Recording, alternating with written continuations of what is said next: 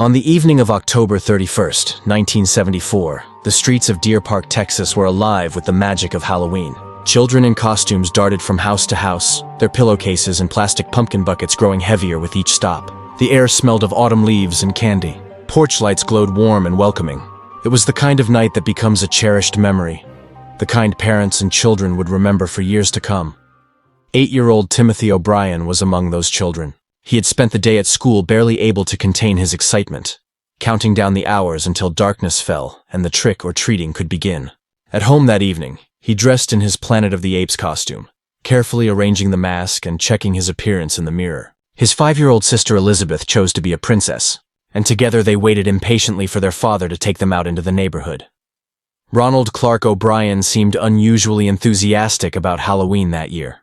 In previous years, he had shown little interest in the holiday, but on this particular night he volunteered eagerly to escort his children door to door. He made arrangements with their neighbor, Jim Bates, and soon both families were ready. 2 fathers, 4 children, stepping out into the drizzling rain that had begun to fall. No one suspected that before the night was over, Halloween in America would change forever.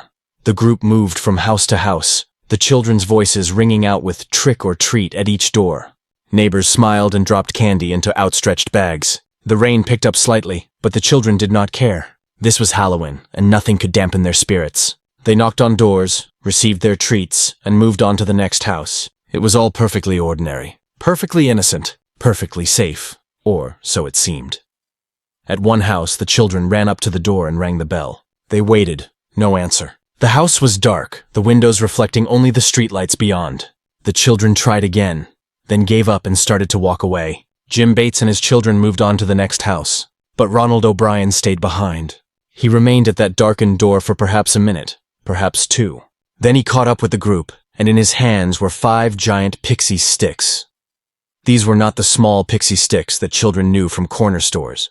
These were 21 inches long, thick plastic tubes filled with brightly colored powdered candy. They were the kind of treat that would make any child's eyes light up. O'Bryan told the group that someone at the house had opened the door just a crack and handed them out. He gave 1 to Timothy, 1 to Elizabeth, 1 to each of Jim Bates's children. Later that evening, he would give the 5th one to an 11-year-old boy he met at the door, a child from their church named Whitney Parker. 5 giant Pixy Stix. 5 children. 1 father who claimed to have received them from a mysterious stranger who opened a door only part way, showed only a hairy arm, and then disappeared back into darkness. The group continued their rounds, but the rain was coming down harder now. They decided to cut the evening short and headed back to the Bates home. Inside, warm and dry, the children spread out their candy and admired their haul. O'Bryan stood over them, watching. At one point, when Jim Bates's son reached for his giant Pixy Stix, O'Bryan actually leaped over a coffee table to stop the boy from opening it. He told the child to wait until he got home, to let his parents check it first. It was a strange moment, but it passed quickly in the excitement of the evening. Later, the O'Bryan family returned to their own home in Deer Park. It was approaching bedtime, and the children were tired but still buzzing with the thrill of the night.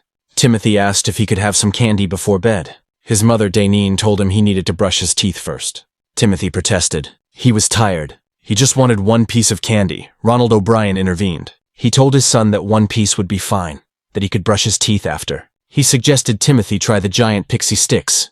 It was special after all. It was big. It would be a perfect end to a perfect Halloween. Timothy took the Pixy Stix and tried to tear open the top. The tube had been stapled shut, and the powder inside was packed tightly. He struggled to get the candy out. His father helped him, rolling the tube between his hands to loosen the powder. Timothy poured some of the candy into his mouth. He made a face. The candy tasted bitter, not like the sweet and sour flavor Pixy Stix were supposed to have. It tasted wrong. His father quickly handed him some Kool-Aid to wash away the taste. Timothy drank it and headed to his room. Within minutes, he was calling for his parents. His stomach hurt. It hurt badly. He ran to the bathroom and began to vomit. His father followed him and held him as the 8-year-old boy's body began to convulse. Timothy went limp in his father's arms. An ambulance was called. The paramedics arrived quickly and rushed Timothy to the hospital. But even as they sped through the streets of Deer Park, Timothy O'Bryan was dying. By the time they reached the emergency room, his heart had stopped. Doctors worked frantically to revive him, but the poison that had been mixed into that candy was too much, too fast, too deadly. At 10:31 that night, less than an hour after eating the Pixy Stix, Timothy O'Bryan was pronounced dead. The cause of death was cyanide poisoning. If you appreciate in-depth coverage of cases like this, cases that changed our culture and our history, I would be grateful if you would subscribe. It helps me continue researching and sharing these important stories that deserve to be remembered. In the hours and days that followed Timothy's death, panic spread through Deer Park and the surrounding communities. Parents who had sent their children out trick or treating just hours before now looked at the candy in their homes with suspicion and fear. What if other candy had been poisoned? What if the person who had done this was still out there, still handing out tainted treats? Police stations were flooded with parents bringing in their children's Halloween candy to be tested. Hundreds of pieces of candy were examined. None were poisoned. Only those 5 Pixy Stix. Only the ones that Ronald O'Bryan said came from that darkened house. The autopsy on Timothy revealed that the Pixy Stix he had consumed contained a lethal dose of potassium cyanide. Not just enough to kill a child, enough to kill a grown man. The powder in the tube had been laced with approximately 2 inches worth of pure cyanide. It was more than twice the amount needed to be fatal. Death would have come quickly, painfully, and with absolute certainty. Police immediately began trying to track down the other 4 Pixy Stix that O'Bryan had distributed. They found Jim Bates's children. The Pixy Stix were still in their Halloween bags, untouched. Their parents had told them to wait before eating any candy. Those instructions may have saved their lives. They found Whitney Parker, the 11-year-old boy from church. He was asleep in his bed, still holding the giant Pixy Stix in his arms. He had tried to open it, but could not pry out the staples that sealed the top. He did not have the strength. He had given up and gone to sleep, the poisoned candy cradled against his chest like a teddy bear. When police gently woke him and took the tube from his hands, they realized how close he had come to death. And Elizabeth, Timothy's 5-year-old sister, she too had been given a poisoned Pixy Stix by her father. She too had tried to open it, but the staples were too tight, the packaging too secure. She could not get it open. That packaging, that simple twist of metal, had saved her life. All 5 tubes were tested. All 5 contained lethal amounts of cyanide. Every single one of them would have killed whoever consumed it. This was not an accident. This was not a manufacturing error. Someone had deliberately opened these Pixy Stix, removed some of the candy, added poison, and then resealed them with staples. Someone had intentionally created 5 deadly tubes of candy and distributed them to children on Halloween night. The question was who, Ronald? O'Bryan told police he could not remember much about the house, where he had gotten the candy. He said he did not see the person who gave them to him, only a hairy arm extending through a barely open door. He said he had been alone at that moment, that the others had already moved on to the next house. It was just him and the mysterious stranger in the dark. Police asked him to show them the house. O'Bryan walked the neighborhood with them, but he seemed confused. He could not quite remember which house it was. They walked the route a second time. Still, he could not be certain. On the 3rd walk through the neighborhood, O'Bryan suddenly remembered. He pointed to a specific house. That one, he said. That was where he had gotten the candy. The house belonged to a man named Cortland Melvin. Police knocked on his door and began to ask questions. Where had he been on Halloween night? Had he given out candy? Had he seen Ronald O'Bryan? Cortland Melvin had an ironclad alibi. He was an air traffic controller at William P. Hobby Airport. He had been at work from 1:30 in the afternoon until 10:30 that night. Over 200 people could confirm he had been there. His wife and children had stayed home and handed out candy until they ran out at 6:45. After that, they did not answer the door. They never saw Ronald O'Bryan. They never saw any of the children in his group, and they certainly had not given out any giant Pixy Stix. They did not even have any giant Pixy Stix to give out. In fact, police soon discovered that not a single house along the entire route that O'Bryan and the children had walked that night had given out giant Pixy Stix. Not one. No one they interviewed had even seen such candy. The only person who claimed to have received them was Ronald O'Bryan himself. Investigators began to look more closely at Ronald Clark O'Bryan. What they found painted a very different picture from the grieving father he appeared to be. O'Bryan was 30 years old and worked as an optician at Texas State Optical. But his employment history was troubled. In the 10 years leading up to Halloween 1974, he had held 21 different jobs. He was fired from some, quit others, and was suspected of theft from his current employer. He had a pattern of financial irresponsibility, of making promises he could not keep, of telling lies to cover up his failures, and his debts were staggering. O'Bryan owed over $100,000, an astronomical sum in 1974. His car was about to be repossessed. He had defaulted on multiple bank loans. The family home had been foreclosed on, forcing them to sell it and use the proceeds just to pay off the most pressing creditors. They had moved into a townhouse in Deer Park, but even there the bills were piling up. His take-home salary of $150 a week was barely enough to cover rent, car payments, and groceries. There was nothing left over. The pressure was immense and unrelenting. But in the months before Timothy's death, O'Bryan had told several people that he expected to come into a large sum of money before the end of the year. He had even signed an agreement with a credit union, extending his arrearages until January 1st, 1975, because he said he would have the money to pay them off by then. When asked where this money would come from, he was vague. He just smiled and said it would be coming. Then police discovered the insurance policies. In January of 1974, O'Bryan had taken out life insurance policies on both of his children. $10,000 on Timothy, $10,000 on Elizabeth. It was unusual for a man in such dire financial straits to be paying insurance premiums, but O'Bryan insisted it was important. His wife, Danini, objected. She did not see the point. They could barely afford food.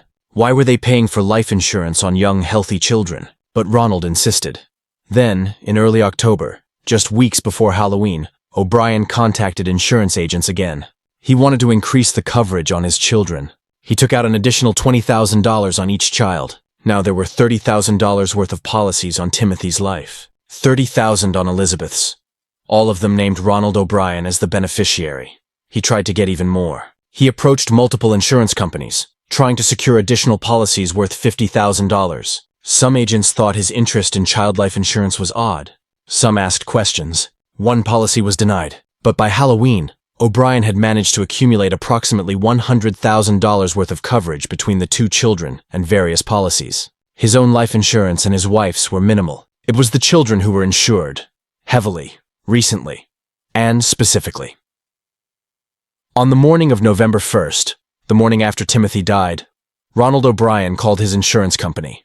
It was 9 o'clock in the morning. His son had been dead for less than 12 hours. He had not yet been buried. The family was still reeling from shock and grief, and Ronald O'Bryan was calling to inquire about collecting on the policies. How soon could he get the money? What was the process? What did he need to do? The insurance agent on the other end of the line was stunned. This was not the behavior of a grieving father. This was the behavior of a man who had been waiting for this call, a man who had expected it, a man who needed that money desperately.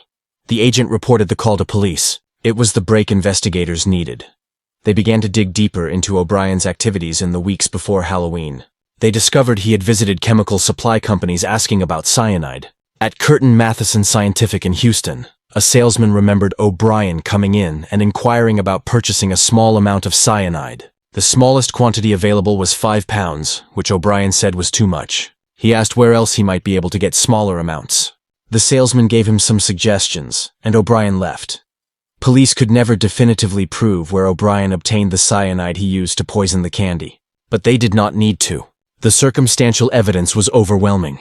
Friends and co-workers testified that in the months before Timothy's death, O'Bryan had shown an unusual and disturbing interest in cyanide. He asked multiple people how much it would take to kill someone. He joked about poisons. One person remembered him asking very specific questions about lethal doses. It was odd enough that several people remembered it clearly. A customer at Texas State Optical remembered seeing O'Bryan in the parking lot on the afternoon of Halloween, October 31st. He was carrying a stapler and a bag with unknown contents. Later that same day, while servicing this customer's glasses, O'Bryan had engaged him in a conversation about cyanide and how much would be required to kill a person. That conversation took place just hours before Timothy would die. When police searched the O'Bryan home, they found a pair of scissors with plastic residue on them. The residue was similar to the material used in the Pixy Stix packaging. They found a stapler. When forensic technicians compared the staples from that stapler to the staples used to reseal the poisoned candy, they matched. On November 5th, 1974, just 5 days after Halloween, Ronald Clark O'Bryan was arrested. He was charged with 1 count of capital murder for the death of his son Timothy, and 4 counts of attempted murder for the other children who had been given poisoned candy. His bond was set at $600,000. O'Bryan maintained his innocence. He told police and anyone who would listen that he had not poisoned his son. Someone at that house had given him the candy. There was a person out there, some deranged individual, who was poisoning children's Halloween candy at random. He was a victim too. His son was dead. Why would anyone think he could have done such a thing? But the evidence told a different story. The story of a man drowning in debt. A man who had taken out massive insurance policies on his children. A man who had researched cyanide and asked questions about lethal doses. A man who had been seen with a stapler and a bag on Halloween afternoon. A man who claimed to have received 5 giant Pixy Stix from a house that never gave them out. From a person who was never there. A man who had given those candies to children, including his own, and then actively encouraged his son to eat one before bed. A man who called his insurance company the very next morning. The trial of Ronald Clark O'Bryan began on May 5, 1975. The courtroom was packed. The press had dubbed him the Candyman and the man who killed Halloween. The case had attracted national attention. Parents everywhere wanted to know. Could a father really kill his own child for insurance money? Could someone be that cold? That calculating? That evil? The prosecution laid out their case methodically. They presented the financial records showing O'Bryan's crushing debt. They presented the insurance policies, taken out just months before Timothy's death. They brought in the insurance agent who had received that chilling phone call on the morning of November 1st. They called witnesses who testified about O'Bryan's strange interest in cyanide. They showed the jury the scissors with plastic residue. They demonstrated how the staples from O'Bryan's stapler matched the staples on the poisoned candy. They showed that no house on the trick or treating route had given out giant Pixy Stix. They proved that Cortland Melvin could not possibly have been the person who gave O'Bryan the candy. The defense tried to argue that O'Bryan was innocent, that there must have been someone else, some mad poisoner who was targeting children at random. They pointed to urban legends about tainted Halloween candy, about razor blades in apples, about strangers who wanted to hurt children. They suggested that such a person must have been responsible. But when pressed, they could not explain how this mysterious person had targeted exactly 5 children. They could not explain why O'Bryan had been asking about cyanide. They could not explain the insurance policies or the phone call to the insurance company. They could not explain why O'Bryan's story kept changing. The most damaging testimony came from people who knew O'Bryan personally. Co-workers testified about his financial troubles and his odd questions about poison. Friends testified about his casual comments regarding coming into money. Even his own sister-in-law and brother-in-law took the stand and testified that on the day of Timothy's funeral, O'Bryan had talked about what he planned to do with the insurance money. He spoke about taking a long vacation, about buying new things. This was at his 8-year-old son's funeral. But perhaps the most heartbreaking testimony came from Daneen O'Bryan, Timothy's mother and Ronald's wife. She took the stand and testified for the prosecution. She told the jury that she had only known about the initial $10,000 policies, and that she had objected even to those. She had no idea Ronald had taken out additional policies. She had not known he was paying those premiums. On the night of Halloween, she testified, Timothy had not asked for the Pixy Stix. His father had urged him to choose it. His father had insisted. His father had helped him open it when Timothy could not get the candy out. His father had given him Kool-Aid to wash away the bitter taste when Timothy complained. His father had done everything to ensure that Timothy ate that candy. Her testimony was devastating. Here was a woman who had lost her son and her husband in one terrible night. She had loved them both. She had trusted them both, and one of them had murdered the other. The jury deliberated for 46 minutes. 46 minutes to reach a unanimous verdict on all counts. Ronald Clark O'Bryan was guilty of capital murder. He was guilty of 4 counts of attempted murder. There was no doubt. The evidence was too clear. The motive was too obvious. The crime was too calculated. 71 minutes later, the same jury sentenced him to death. After the trial, Daneen filed for divorce. She would later remarry and move on with her life, taking Elizabeth with her. She shielded her surviving daughter from the media and the public eye. The family issued only a brief statement through their attorney.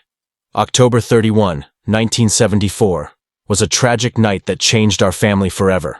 Tim, son and brother, was violently taken from us. Our family, like all others that have experienced a loss, has a hole in it that cannot be filled with anyone or anything else.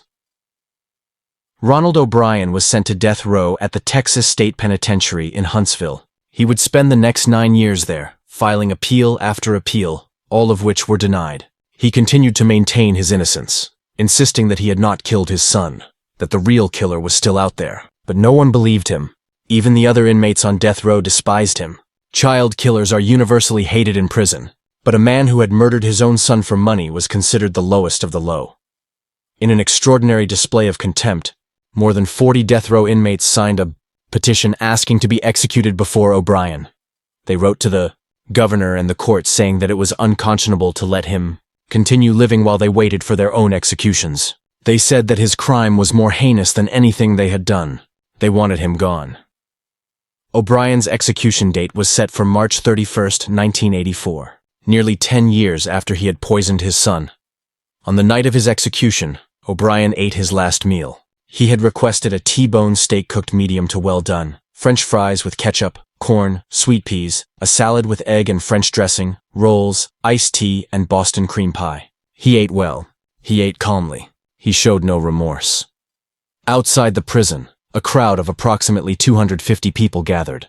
Some came to protest the death penalty, but most came to celebrate. They held signs. They chanted. As midnight approached and word spread that the execution was proceeding, some in the crowd began to shout, "Trick or treat! Trick or treat!" They threw candy toward the anti-death penalty protesters. A nearby nightclub advertised a Halloween party to mark the occasion of O'Bryan's execution.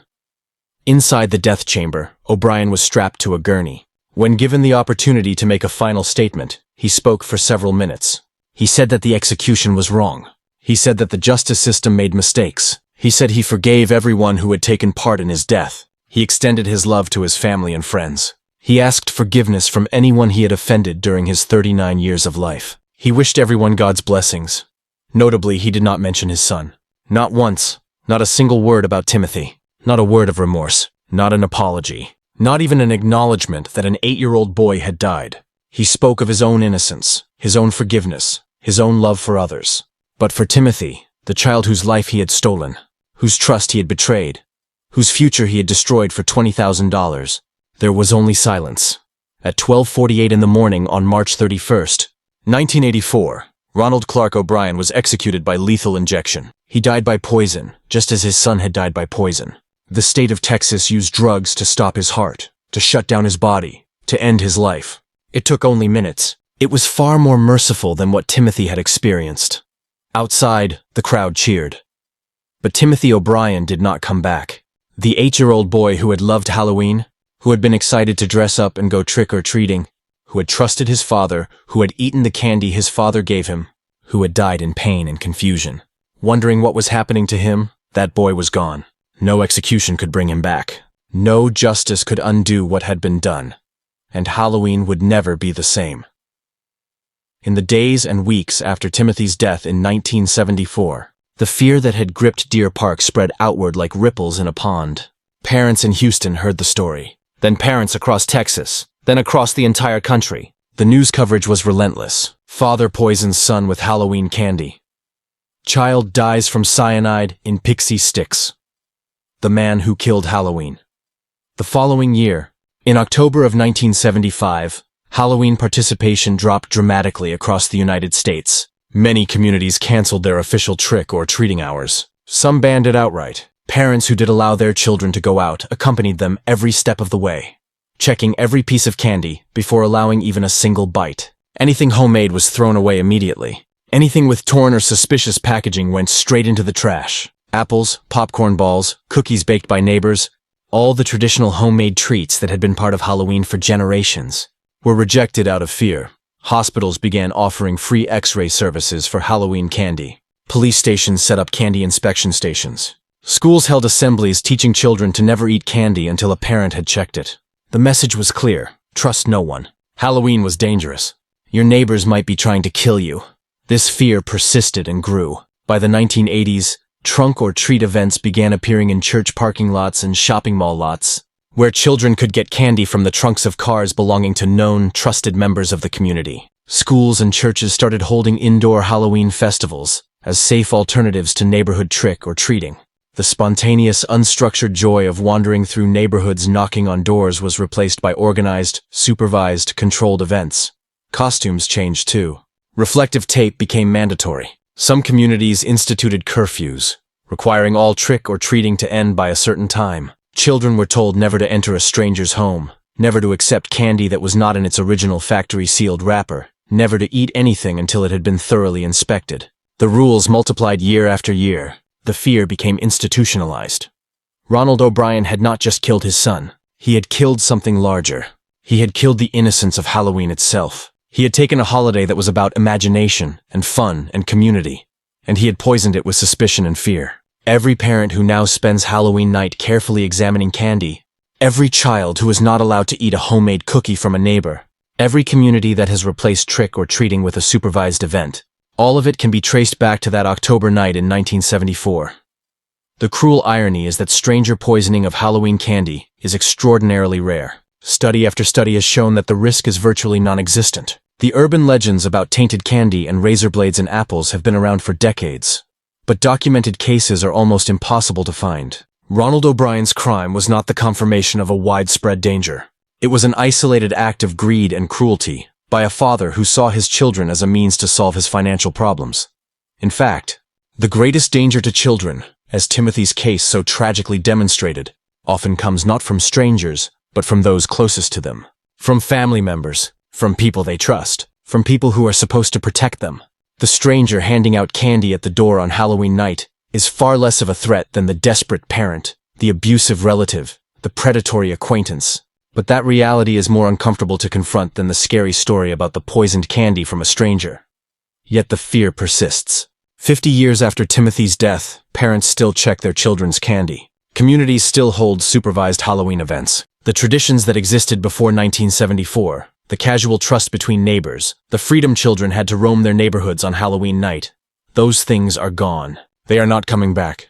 Some might argue that increased vigilance is a good thing, that protecting children is worth a little lost freedom, that caution is always better than tragedy, and there is truth in that. We should teach children to be safe. We should be aware of risks. We should look out for one another.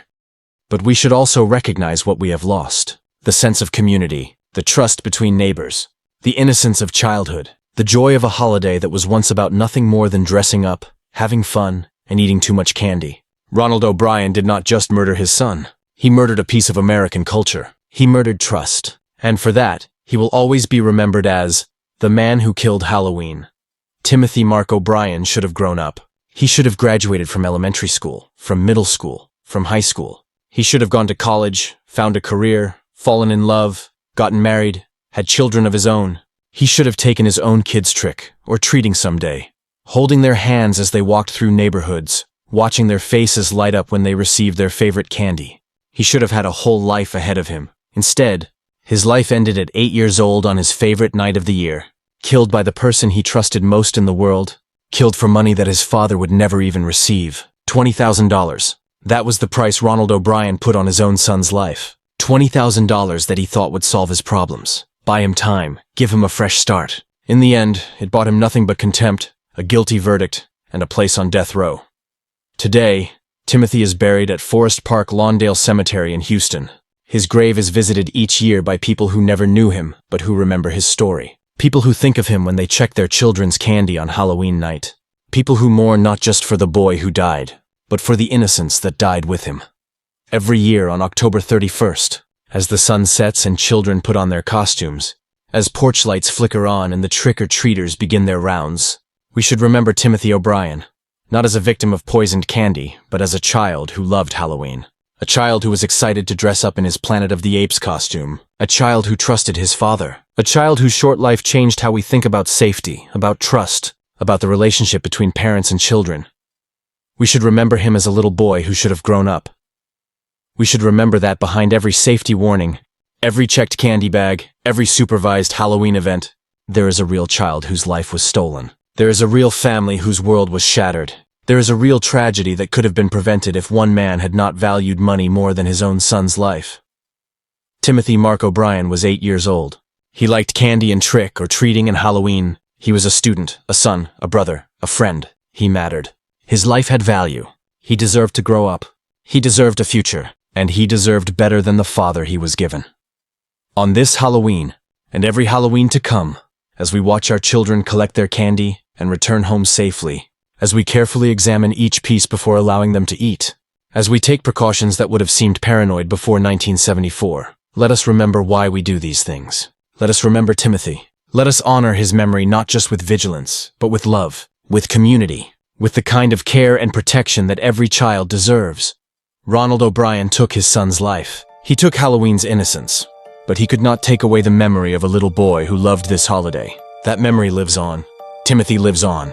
In every checked candy bag, In every parent holding a child's hand on Halloween night. In every community that comes together to make the holiday safe and joyful.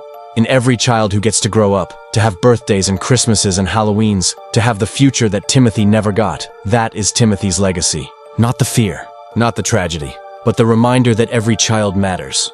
Every life is precious. Every parent has a duty to protect, not to harm. Every community has a responsibility to watch over its children. Rest in peace.